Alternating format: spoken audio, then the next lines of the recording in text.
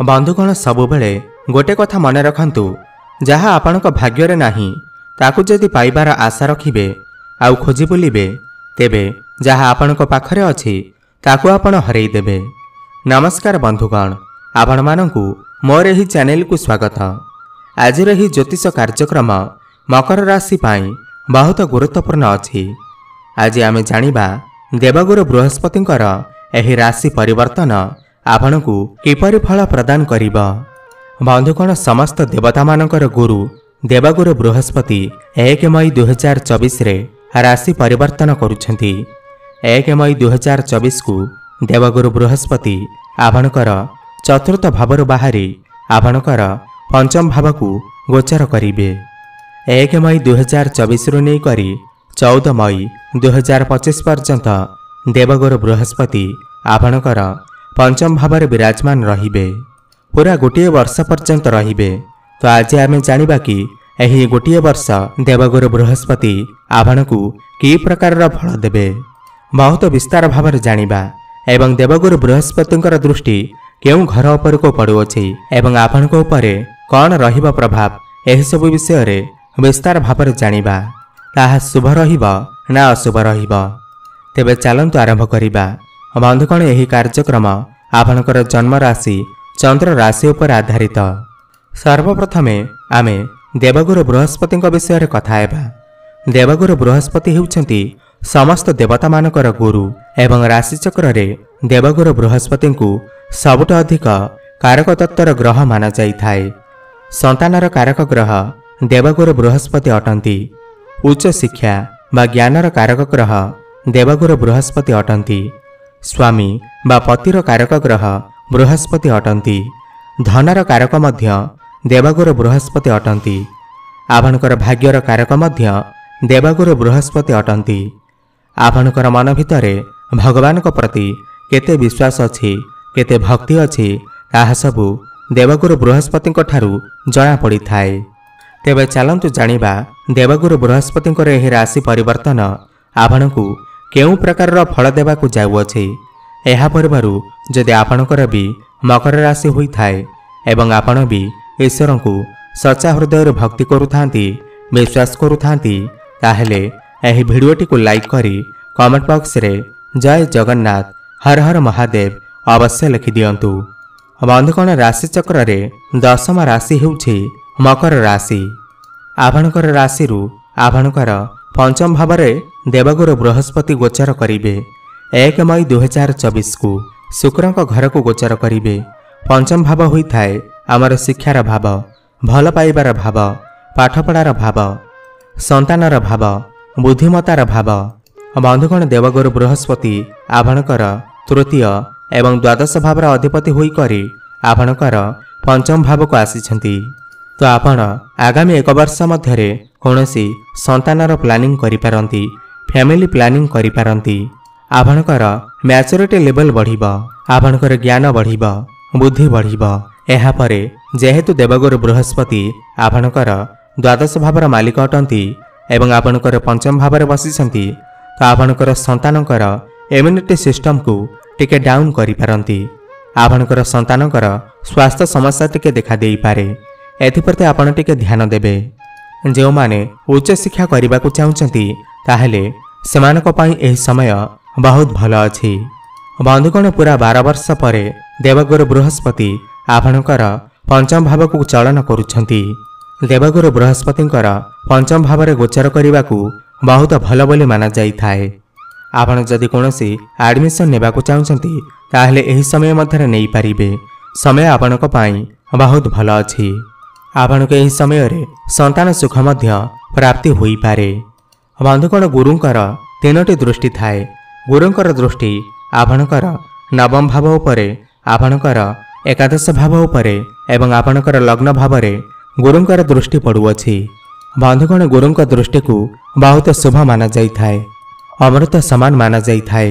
गुरुंकर दृष्टि आपणकर नवम भाव को पड़ुअछि, माने कि आपणकर भाग्य भाव को पड़ुअछि। एवं गुरु हेउछंती स्वयं भाग्यर कारक ग्रह। तो भाग्यर कारक ग्रह भाग्य भाव को देखुछंती। यार माने हेउछि आपणकर भाग्य बहुत भल अछि। समस्त कार्य आपणकु भाग्य साथ देव। यह पूर्वरु गुरु आपणकर चतुर्थ भाव बसी आपणकर षष्ठ एवं द्वादश घर को देखुथिले। यह आपणकु समस्त कार्य विलंब घटाउथिला। भाग्य आपणकु साथ देउनथिला। यह पूर्वरु आपणकु स्वास्थ्यजनित समस्या मध्य सामना करबाकू पड़िथिला। ताहा डायबिटीज हेउ, पेट जनित समस्या हेउ, गैस भली समस्या हेउ, बदहजमी भली समस्या, एही भली समस्या आपणकु देखिबाकू पड़िथिला। किंतु 1 मई 2024 रे गुरुंकर एही राशि परिवर्तन आपणक पाई बहुत शुभ अछि। गुरु आपणकर नवम भाव को देखुछंती तो आपणकर भाग्य को सुधारिबे, भाग्य को मजबूत बनेइबे। यह सहित नवम भाव आपणकर पितांकर भाव होइथाय। तो पितांकर भाव उपरे गुरुंकर दृष्टि पड़ुथिबारु एहार माने हेउछि आपणकर पितांकर जीवन मध्य बदलिबाकू जाउअछि। पूर्वर जदि आपणकर पितांकर कोनोसी स्वास्थ्यजनित समस्या थिला ताहेले ताहा एबे धीरे धीरे दूर हेबाकू लागिब। एही समय मध्यरे भाग्य आपणकर बहुत भल अछि। आपण एही समय मध्यरे समस्त शुभ कार्य मांगलिक कार्य करि परिबे। कोनोसी बड़ काम मध्य करि परिबे। कोनोसी इन्वेस्टमेंट जदि करिबाकू चाहुचंती ताहेले एही समय आपणक पाई बहुत भल अछि। समस्त कार्य रे आपणको सफलता प्राप्ति हेब, काहेकि ना भाग्य आपणको साथ देव। यह सहित गुरुंकर सप्तम दृष्टि आपणकर एकादश भाव पर पड़ुअछि।